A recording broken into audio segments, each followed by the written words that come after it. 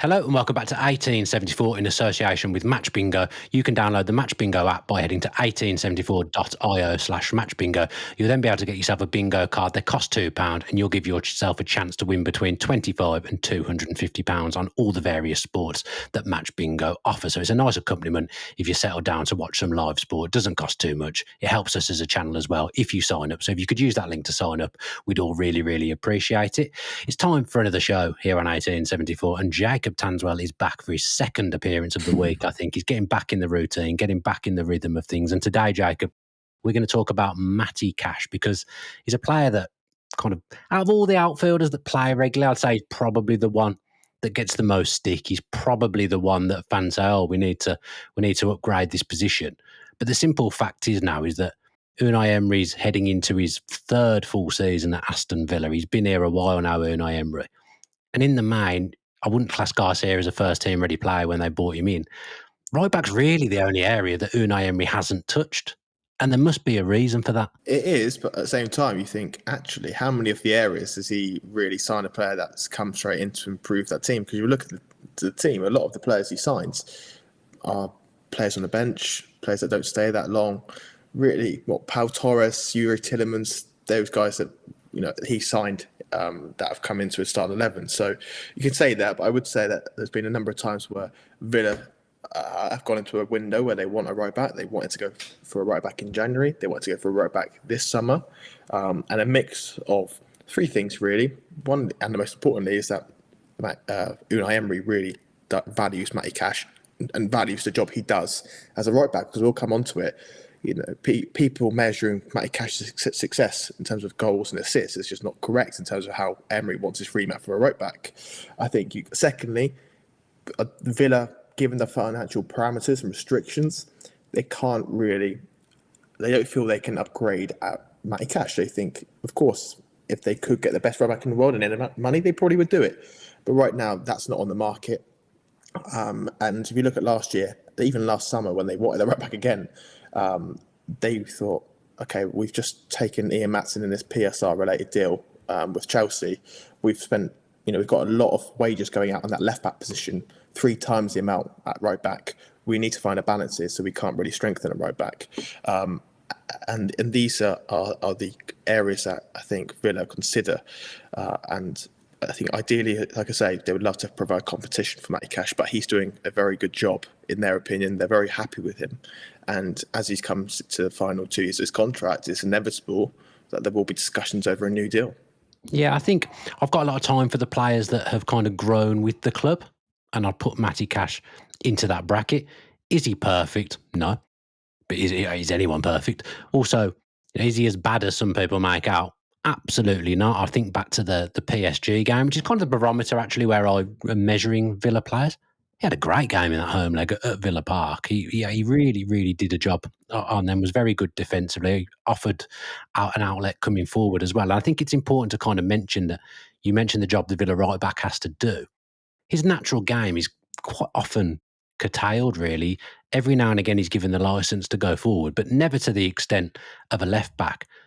So he's grown with Villa, but has also had to adapt his game. And Emery used to get quite cross with him at the start of his tenure, but I think they've grown to quite like each other and appreciate each other. And like you say, there's a good feeling from Matty Cash around the place. But for some reason, I think he just does at times become a little bit of a scapegoat. Yeah, he's got the unglamorous position. So if you take his impact off the field, from what I understand, he's very, very popular within the squad. I think he forms that British core almost in terms of he lives very close to Ollie Watkins. They're best friends. They share lifts to training. Him, McGinn, Conser, this British-English core form and very influential in the change room. So I think he sets that. And I think Matty Cash is probably the embodiment for those players that, they're never going to be stand-up players because they're in a glamorous position, maybe not technically the best. And he's not going to be playing in centre midfield anytime soon. But what he has done is that he improves, he works hard.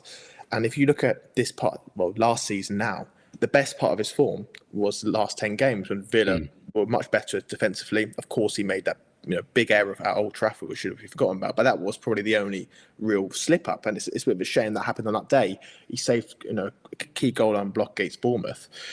And that coincided with him being fully fit. So if you always think about Matty Cash, he always had these muscular injuries, calf injuries, hamstring injuries. Villa and Cash himself felt probably in January, February, that they had gotten over that now. They'd worked out what was causing these reoccurring injuries, and it wasn't just workload. Obviously, he's an explosive sprinter. A lot of his game relies on sprints and high volume sprints, but there was something else that was going on, and I think they've worked that out now. And I think Cash now can be more consistent in his availability, more consistent in performing, and I think if he can play and stay right back, that would be more important. I think it's quite notable that in 2 seasons ago now, in the big games or away from home, Emery would always play Consor at right back. Now trusting Cash to play as a right back. And as we say about the remits of a position, everyone knows now, I'm not going to bore you with it, Cash has been told to play as a third centre-back and be conservative in his position, because Emery wants him to control the game along with the 2 other centre-backs. He allows Luca Dean or Matson to push on, and Cash is told, unless you are guaranteed you can progress with the ball, I don't want you passing sideways because it's easy to be intercepted. I want you to pass back so we can start attacks again. Any sideways passes are risky because they can get intercepted, you can be broken on. Pass it back and recycle the ball. Of course, when you see Matty Cash do a Cruyff turn, a lot of Villa Park or a lot of supporters groan. You can hear it in the stadium, but he's acting under instructions. He used to be a right winger at Forest. When he's played right winger at Villa, scored 2 goals against Burnley. That's his instinct. So his instincts are not to let me just dribble with it 3 yards, turn back, pass it back to Concert. He's being told to do this as part of a shape. Whoever plays right back, if they sign another right back, it's likely they'd be told the same. Andres Garcia doesn't do that yet, and it's one of the reasons why Emery doesn't quite fully trust him. He's not technically not as good as Cash either, although physically he is very good, and I'm very impressed, and I hope that he can adapt this season. So I think there's a lot of things that go in Cash's favour that people don't particularly see, and I just think he's one of those players that is very sturdy. You're never going to have best player in every position. Sir Alex Ferguson never had that, but in a Gary Neville, John O'Shea, or Wes Brown, who were good team players who could fill in and they would be relied upon, and that's what Emery sees in Cash. It just felt like a Matty Cash party political broadcast right now, doesn't it, from both of us? Because I've always defended him, because I don't think he's a problem. People will say, but like you say, anyone who plays there is going to be asked to do the identical job that Matty Cash does. Durability was a problem. Like you said, that's probably gone away now. Had Villa qualified for the Champions League and the shackles were off in the transfer market maybe a touch more, maybe you would see Villa delve into the market for a right back. But with Europa League football, I can envisage a world where Matty Cash plays the league games and Garcia will be given the chance to flourish and the chance to build and grow in the Europa League, in the group phases. That's my assumption of how this season's going to work. Yeah, but like I said, I think going into last summer, going to January, Villa wanted a right back. Given the financial restrictions still, because they're still having to tweak and shapeshift, I expect them to sign that type of right-sided centre-back right back. The one that the Sassy was supposed to be, Gertruda, who they wanted. Yeah, that was the shame. It was, but you see how many times Villa have wanted to sign that player, that position, like a Trudeau or even like a right back, like they wanted in January with Mengiza, who could play a centre back as well. So that type of profile is something that they've wanted for a while. Signed with Sassy, but that's temporary. They've probably got to replace that now, and that will give you a different option. So, if you can have Garcia, maybe the back 3, back 5. Garcia may suit wing back a little bit more than being the third centre back in possession. Who knows? But I still think Cash is a very important player. Like I say, this is sounding like a Cash loving. And the reason why I'm saying this is because I get a lot of comments on my athletic pieces, Twitter, always criticising Matty Cash. And of course, he can have bad games, but it's any sort of issue, it tends to be blown upon, with Cash. You saw Marcus Rashford last year. I'll give you him as an example because everyone seemed to love him at Villa when he played and said he was brilliant in a lot of in some games, when actually I don't think he did a lot at Villa, but he seemed to have a lot more favour than Cash did, who I thought played as good, probably more consistently than Rashford. Of course, it's completely different positions, but it just shows you how players are viewed differently. And I just think Cash probably deserves a bit more credit in terms of how he's managed to survive and gain the trust of Emery. You're not a bad player if you're playing at right back and you're Emery's first choice right back for 3 years. Yeah, if Emery didn't think he was up to it, he wouldn't be here still now. It's the same case for anyone who's still with the squad, who's been there in the duration of Emery's tenure. And actually, it's quite rare, this far in, that there is a lot of players that were with Villa under Dean Smith that are still mainstays in the first team, and people sometimes look at that as a lack of progress. I think maybe that's part of the problem with Cash as well. People think you've not evolved enough, you've not progressed. If you've got those players that were playing 5 years ago under Dean Smith, but actually those players have worked so hard and they've grown with the club, and those players have played Champions League football for Villa. Those players have finished top 4 in the Premier League. So I sometimes think people are too eager for the shiny new thing when actually not realising what's there in front of you that you already have. Because a lot of these players, including Cash, have done so well to grow with the club. Absolutely, and I think Cash is still at a good age, but I don't think he's hit his ceiling yet. I think he's got a couple more years where he can keep working. I do think Villa, this is a key thing for Villa this season and years above. I think they start to need to evolve. So tactically, we mentioned before, they need to evolve. But I do think they need to spot the right times for when to regenerate squads. I think they would have preferred to regenerate a lot more this year. Obviously, financially and everything that's going on, PSR, SCR, all these things that have been in the back of their minds, they've probably not been able to regenerate and move as many players out and in as possible. But they do need to pick a good time to move certain players that have been there for some time at the perfect time when they can get a good fee for them and reinvest it. Don't leave them too long when they just get over the hill and as a result Villa stop improving. They need to pick a good time to move on. And maybe that's a discussion for another day in terms of how many signings in the last couple of years have come in and really raised the bar in that position, because it seems like players come in, but they don't tend to take the place of the player that's already there. So we'll have to see how it turns out. But right now, I don't think Matty Cash or anyone else, be it a John McGinn, anyone else you could say that's been there for some time, is particularly a problem. But in the years to come, we might have a completely different conversation, if that makes sense. I think what you've just said there is really interesting, because after you said it about players coming in and raising the bar in that position, I can only think of 2 players that have come in really ahead of players that are already here and really done that. And that's Tielemans last season probably, and Rodgers. Pau Torres overall. The thing is though, he's a different type of player to Mings, but I don't think Villa are necessarily way better with him in the team than they are with Mings. They're different types of players for different types of games. I think in terms of elevation, I think maybe it is just Rodgers and Tielemans, because I still think if you pick the Villa best 11, there's a lot of players that were there under Dean Smith and Steven Gerrard that are in that team. Luca Dean, arguably, is still Villa's best left back, even though I really, really like Ian Maatsen. Luca Dean is possibly still Villa's best left back, and that just seems to be the way it is. But you're right to, like with Cash, you say your articles, people come at you for Cash when you write them. The 2 players after I ever do a podcast or ever do anything on this channel that get mentioned the most are Cash and Watkins. And the 2 players that have been there for a long time, Jacob, and maybe are just taken for granted. I think they are taken for granted, but again, everyone's entitled to opinion. And I do think there's been time where Cash and Watkins have been terrible, really, in games where they've made big mistakes and criticism's justified. The point I'm trying to make is when Cash has done not anything too bad, or he's probably played at the same level as other defenders or players, and he seems to be the one that's singled out.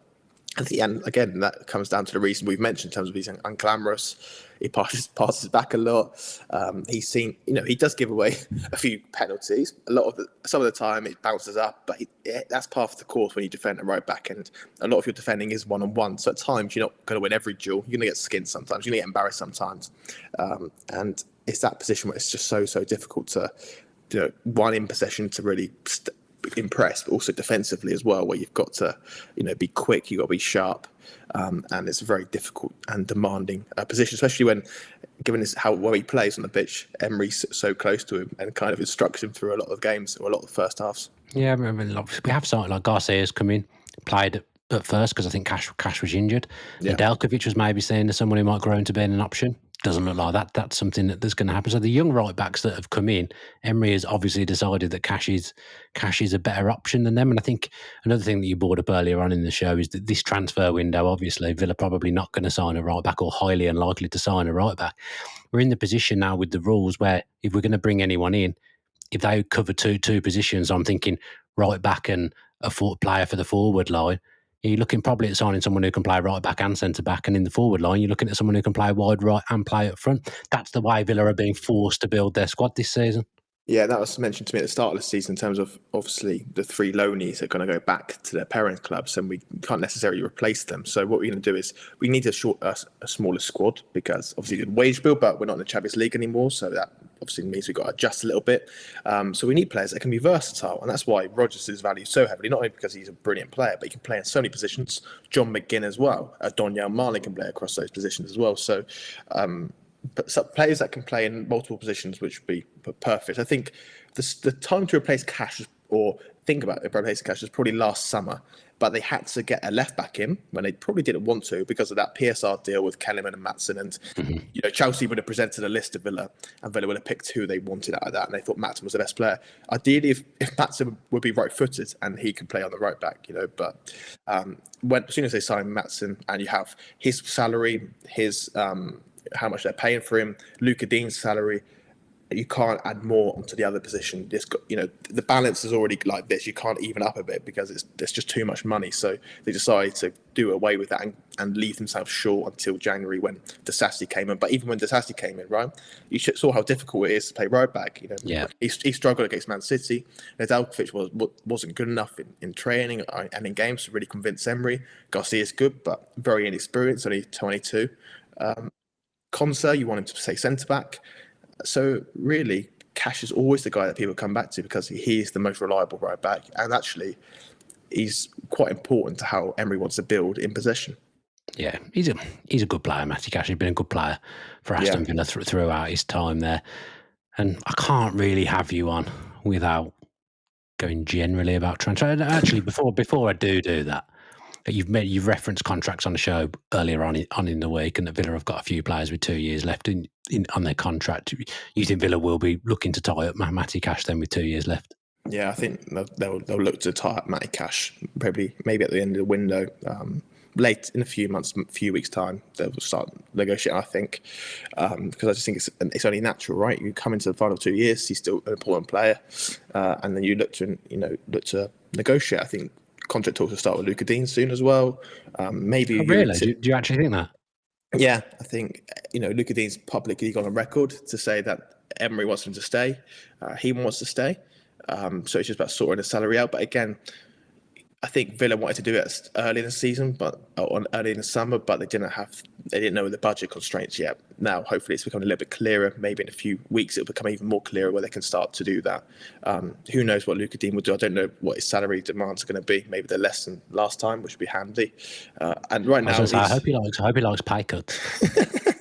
I think he's been earning. We all love a pay cut. I think he's been earning a good amount for a certain amount of time. It's got to be reasonable.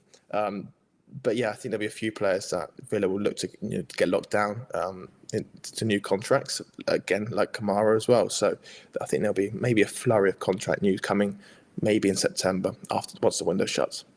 Yeah, I want to think of a more inventive name here than what I'm about to come up with. But you are a sneaky contract boy, you are, Jacob. You're just dropping the little sneaky comment in every time you come in. You drop something sneaky out there as if it's just nothing. That Luca Dean news is quite big news to me. I put it I snuck it into a piece this morning, actually. I haven't read it yet. That will be why. That's the thing. Whenever I come on here, I just seem like I'm walking a tightrope because I know people listen to this. So, yeah. I mean, people read your stuff as well, Jack. No one reads it. I know, but with pieces, I can kind of. I know what I can say. I can read it again. To me, I might think, right, I can word that a certain way. So I'm just sure where this is just coming out. We don't really edit anything, do we? So no. I might get caught misspeaking, shall we say? But yeah, not too bad at the moment. That's enough from me, and that's enough from sneaky contract boy Jacob Tanswell. Let's see if we can get that nickname to catch on no, I don't. Media. No, I'd like people to start calling. Like when I said Global Greg once, and then everyone started calling him Global Greg. I'd like people to start calling you sneaky contract boy. Yeah, where did that name come from, Global Greg? God, I can't even remember. It was when I was at the Athletics, so it's a long time ago. Not due to his golfing. It must have been something to do with golf. Mm. It must have been. He started calling me Dan Bardell, and then it went from there. And then I came. Oh. He did something which made me call him Global Greg Evans. And then, luckily for me, the Dan Bardell didn't stick, but the Global Greg Evans did. It did. Have you read any of his book yet? Come this morning. Wow. Came today. He had to send me another one because my first copy didn't come, so he had to send me another one. So I'm really looking forward to sinking my teeth into that book. We might as well put the QR code up on the screen as we have mentioned Greg's book. Have you been reading it? I've read, I'm currently reading a couple of other books that's not football at the moment because I'm trying to get away from it until the summer. I know I'm reading a few politics books, which is a complete gear change. But once the season starts, I'll get into it. I've read a couple of chapters. Very honestly, very, very juicy already. It's very interesting, like hearing about the 2018 period, 2019 period, when obviously before I started covering the club and seeing what shape Villa were in. You know, it's worlds apart from what it is now. Yeah, okay. You and my dad feel like you'd have a good conversation about books. Every time I go around to my mum and dad, he's reading a Jeremy Paxman book on the wall. I feel like you'd be... No, I'm into US politics at the moment. Wow. I have actually got a book on Donald Trump and golf. I haven't, Commander and Cheat, it's called. I haven't read it yet. I'm reading this one at the moment. You can't really see it. All or Nothing, Donald Trump.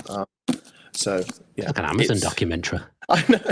If anyone else has got any book recommendations, send them my way. But yeah, finish. Greg's on it. Okay. I mean, we know how there's obviously no transfers to talk about when we're talking about what you're reading instead of transfers. That's a sorry state of affairs, isn't it? But let's go. Let's put ourselves out of the misery. Let's put everyone else out their misery as well. Let us know in the comments what you think of Matty Cash. And please be kind. Don't go around abusing the guy, but just let us know your thoughts on what Jacob and I have discussed today. Give the video a like and subscribe with your post notifications on. Please, let's get those subscriber numbers up. If you're listening via Apple and Spotify, 5 stars and a review and a comment are appreciated by us. So if you could do that, that would be great. And Matchbingo sign-ups would be good as well if you can do that. That'll be it from me and sneaky contract boy Jacob Tanswell. Make sure you call him that on Twitter. Don't. As ever, a big up the Villa from me and a big up the Villa from sneaky contract boy.